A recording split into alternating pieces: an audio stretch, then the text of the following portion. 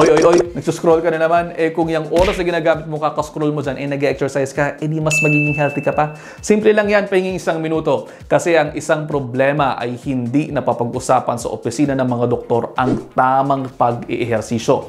Matapos mabigyan ng reseta, ang pasyente minsan ay nahihiyang magtanong o di naman kaya ay hindi talaga nagtatanong kung anong gagawin, pero dapat magkaroon ng active role ang pasyente sa kanyang healthcare. Kung bata-bata ka pa naman, around 18 to 64 years old, around 30 minutes a day of moderate intensity exercise, ox na yan. Total niyan, around 150 minutes per week para makaiwas sa mga lifestyle diseases. Mainam din na nagpapakonsulta sa cardiologist ninyo kung kayo ay mayroong mga problema sa puso para malaman lamang natin ang isa-set na intensity na po pwedeng ninyong gawin.